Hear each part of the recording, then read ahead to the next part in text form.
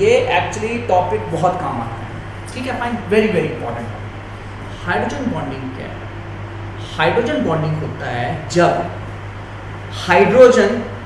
Hydrogen atom, fluorine, oxygen या nitrogen, इन तीनों में से किसी से भी, ये आपको याद भी रहेगा। फोन याद रहता है सबको, मोबाइल फोन याद रहता है, ठीक है, फोन याद रखना है। F4 fluorine, O4 oxygen, N4 nitrogen. Phone, fluorine, oxygen और नाइट्रोजन, इनमें से कोई भी एटम हाइड्रोजन से अट्रैक्टेड है, this is called hydrogen bonding. इसी को हाइड्रोजन बॉन्डिंग। कैसे होता क्यों है? अगर फ्लोरीन प्रेजेंट है, H के साथ F जुड़ा है, H के साथ नाइट्रोजन जुड़ा है, H के साथ ऑक्सीजन जुड़ा है, या कोई भी जुड़ा है, और दूसरे एटम में हाइड्रोजन प्रेजेंट है, ठीक है फाइन। लेट अस सपोज यहाँ पे भी ऑक्सीजन है, तो इसमें पार्शियल नेगेटिव, इसमें पार्शियल पॉजिटिव। फ्लोरीन की इलेक्ट्रोनेगेटिविटी हाइड्रोजन से ज्यादा होती है, partial negative partial positive, partial negative partial positive, partial negative partial positive. Fluorine की इलेक्ट्रोनेगेटिविटी अट्रैक्टिव पावर हाइड्रोजन से ज्यादा होती है, नाइट्रोजन की अट्रैक्टिंग पावर हाइड्रोजन से ज्यादा होती है, ऑक्सीजन की अट्रैक्टिंग पावर हाइड्रोजन से ज्यादा होती है।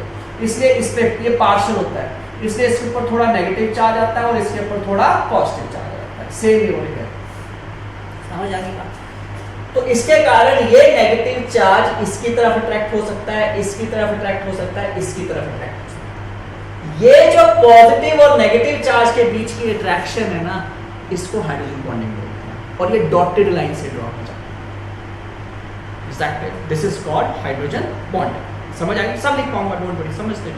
This is called hydrogen bonding. Now hydrogen bonding की कितनी टाइप्स हैं? हाइड्रोजन बॉन्डिंग दो टाइप की होती है। Hydrogen bonding is of two type.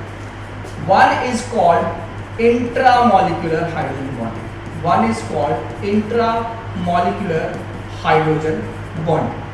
Intramolecular और एक होती है intermolecular hydrogen bonding. Now what is the difference between intramolecular and intermolecular hydrogen bonding? देखो, इंट्रामॉलिक्यूलर जैसे मैंने क्या किया, हाँ मेरे पास यहाँ पे कोई और खड़ा है, हमने हाथ पकड़ा है, सबने आपस में हाथ पकड़ के रखा, दैट इज इंटरमॉलिक्यूलर। मॉलिक्यूल आपस में अट्रैक्टेड है, दिस इज इंटरमॉलिक्यूलर। और मैंने अपना ही हाथ पकड़ लिया ऐसे, दैट इज इंट्रामॉलिक्यूलर। जैसे बोलते हैं ना इंटर स्कूल कंपटीशन है, इंटर स्कूल यानी कि स्कूल्स के बीच में, फिर बोलते हैं इंट्रा स्कूल है, मतलब स्कूल के अंदर ही, जिसमें 9, 10, 8 सारे पार्टिसिपेट करते हैं, 11th, समझ आ गई बात? ठीक है फाइन। वही सेम केस यहाँ पे है। इसमें ये मॉलिक्यूल है, इसको हम बोलते हैं ऑर्थो नाइट्रोफिनोल। ये अभी आपको टेंशन पड़ेगी, बाद में समझ आ जाएगा। यहाँ पे सब जगह कार्बन है, और यहाँ पे OH है, और यहाँ पे नाइट्रो ग्रुप है, NO। अभी थोड़ी टेंशन पड़ेगी, बाद में समझ, लेकिन इंपॉर्टेंट बहुत है, ये क्वेश्चन पूछते हैं पेपर में। यहाँ पे पार्शियल नेगेटिव, यहाँ पे पार्शियल पॉजिटिव, यहाँ पे पार्शियल नेगेटिव, यहाँ पे पार्शियल, ये इससे अट्रैक्टेड है। तो ये मॉलिक्यूल के विद इन ही फोर्सेस हैं, अलग मॉलिक्यूल नहीं है, उसी मॉलिक्यूल में आपस में hydrogen bond. This is called intramolecular hydrogen bond.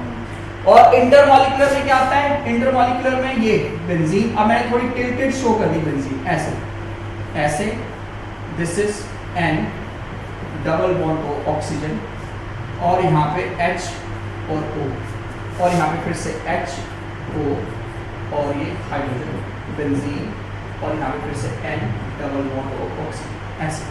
तो ये पार्शियल नेगेटिव, ये पार्शियल पॉजिटिव, ये पार्शियल पॉजिटिव, पार्शियल, ये अट्रैक्टिव है। तो ये दो मॉलिक्यूल अट्रैक्ट हो रहे हैं, समझ आ गई? इसको बोलते हैं हम, इसका नाम है ortho, this is called ortho nitrophenol, and this molecule is called para nitrophenol. Ortho nitrophenol and para nitrophenol. Ortho nitrophenol में intramolecular hydrogen bonding, para nitrophenol में इंटरमॉलिक्यूलर। ये नाम से टेंशन नहीं लेना, जब ऑर्गेनिक केमिस्ट्री करोगे ना आप एंड में, तो ये नाम सब आपको याद हो जाएंगे, ये स्ट्रक्चर भी इजी लगेंगे, अभी मुश्किल लग सकते हैं, बाद में बहुत इजी लगेगा। समझ आ गई बात सबको? ठीक है फाइन। सो इससे होता क्या है, बोलते हैं जो बॉइलिंग पॉइंट है ना, पैरा नाइट्रोफिनोल का जो बॉइलिंग पॉइंट है वो ऑर्थो से ज्यादा होता है। पैरा नाइट्रोफिनोल का जो बॉइलिंग पॉइंट है that is greater as compare to ortho, that is greater as compare to ortho. क्यों? क्योंकि पैरा में आपस में अट्रैक्शन है, ऑर्थो में खुद ही अट्रैक्शन है। आप देखो ना, जब कोई पानी पानी बहुत तेज चलाओ और आपने पानी नदी पार करनी है, उस रिवर को क्रॉस करना है, तो अगर आप ऐसे चलोगे तो पानी बहाव ले जाएगा, लेकिन एक दूसरे का हाथ पकड़ के चलेंगे तो नहीं गिरोगे। Same is the case, intermolecular hydrogen bonding के कारण अट्रैक्शन ज़्यादा है, तो उनको बॉयल करने के लिए टेम्परेचर ज़्यादा लगेगा।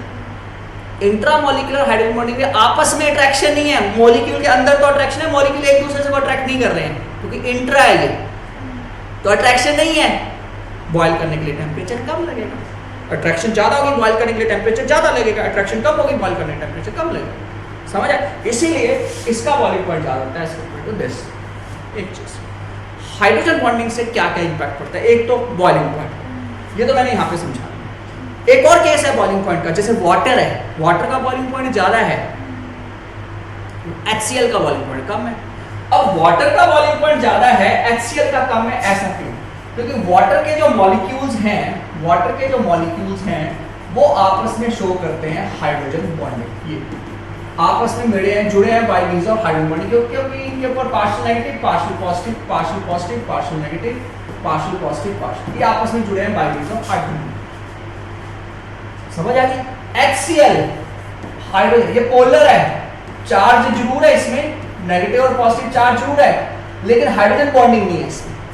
क्लोरीन की अट्रैक्टिंग पावर नाइट्रोजन जितनी होती है, क्लोरीन की अट्रैक्ट करने की टेंडेंसी नाइट्रोजन की जितनी होती है, फिर भी नाइट्रोजन हाइड्रोजन बॉन्ड बनाता है, क्लोरीन नहीं बनाता। समझे? दोनों की अट्रैक्टिंग पावर सेम है, जितना क्लोरीन अट्रैक्ट करता है इलेक्ट्रॉन को उतना ही हाइड्रोजन भी करता है, नाइट्रोजन भी करता है, लेकिन फिर भी क्लोरीन हाइड्रोजन बॉन्ड नहीं बनाता, नाइट्रोजन हाइड्रोजन बॉन्ड बनाता है। क्यों? क्योंकि क्लोरीन का साइज बड़ा होता है, अट्रैक्टिंग पावर ज्यादा लेकिन साइज बड़ा है। अच्छा, जिसका साइज छोटा होगा वो नजदीक आ जाएंगे, जब नजदीक आएंगे तो अट्रैक्शन ज्यादा होगी, साइज बड़ा है तो दूर चले जाएंगे, अट्रैक्शन कम होगी। तो क्लोरीन का साइज बड़ा होने के कारण वो हाइड्रोजन बॉन्डिंग नहीं बनाता, और यही रीजन है जिसके कारण वाटर का जो बॉइलिंग पॉइंट है that is greater as compare to HCl। दूसरी चीज, वाटर लिक्विड है, H2S गैस है, क्योंकि वाटर लिक्विड सॉलिड गैस में आपको पता है, शुरू में पढ़ा states of matter first chapter में, सॉलिड में मॉलिक्यूल नजदीक है, लिक्विड में दूर है, गैस में और दूर है। समझ आ गई? वाटर में हाइड्रोजन बॉन्डिंग है, H2S में हाइड्रोजन बॉन्डिंग नहीं है, तो वाटर में हाइड्रोजन बॉन्डिंग है तो मॉलिक्यूल नजदीक है, H2S में हाइड्रोजन बॉन्डिंग नहीं है, मॉलिक्यूल दूर है। Is that clear? इसीलिए H2O में लिक्विड स्टेट है और H2S की गैसियस स्टेट है, यही रीजन। H2O लिक्विड है और H2S गैस है। Is that clear? समझ आ गई बात? ठीक है, fine. So third thing, solubility. Solubility भी बड़ा इंपॉर्टेंट केस है। सॉल्युबिलिटी जो होता है, कोई भी चीज पानी में डिसॉल्व करती है, कोई भी सब्सटेंस आयनिक कंपाउंड के अलावा पानी में तब डिसॉल्व करता है जब वो पानी के साथ हाइड्रोजन बॉन्डिंग बना सकता है। यानी कि जो चीज पानी में डिसॉल्व करेगी उसमें भी ऑक्सीजन होना चाहिए, नाइट्रोजन होना चाहिए, फ्लोरीन होना चाहिए। अगर ये चीज है तो हाइड्रोजन बॉन्ड बनाएगा, तो कुछ हद तक डिसॉल्व कर जाएगा। तो वही चीज पानी में डिसॉल्व करती है जो पानी के साथ हाइड्रोजन बॉन्ड बनाती है। जैसे अल्कोहल है, इथाइल अल्कोहल होती है C2H5OH, तो इसमें OH है ना, हाइड्रोजन बॉन्डिंग बनाएगा, कंडीशन सेटिस्फाई कर रहा है ना, OH दोनों ही, तो इसलिए ये पानी में डिसॉल्व कर जाता है। पेट्रोल पानी में डिसॉल्व नहीं करता। पेट्रोल क्यों नहीं डिसॉल्व करता हाइड्रो इसमें? क्योंकि पेट्रोल में हाइड्रोजन बॉन्डिंग नहीं है, पेट्रोल में हाइड्रोजन बॉन्डिंग नहीं है। क्यों नहीं है पेट्रोल में हाइड्रोजन बॉन्डिंग? क्योंकि पेट्रोल में ऑक्सीजन नहीं है, उसमें कार्बन और हाइड्रोजन है। सिर्फ पेट्रोल में क्या है? कार्बन हाइड्रोजन, बस, ऑक्सीजन भी नहीं है, नाइट्रोजन, वो पानी में डिसॉल्व। तो इसलिए देखो जब आप बारिशें चल रही ना आजकल, कहीं पेट्रोल गिरा तो वहाँ पे लेयर्स ही नजर आ जाती है पेट्रोल की, कलरफुल सी लेयर आती है, तो वो डिसॉल्व ही नहीं करेगा, जो भी डिसॉल्व नहीं करेगी। नमक डाल लो या कुछ तो सीधा चल जाएगा। समझ आ गई बात? कोई डाउट है तो पूछ लो बेटा, any doubt you can ask. किसी को कोई डाउट है पूछ लो, कुछ ना समझ आया मैं लिखवा देता हूँ इसको।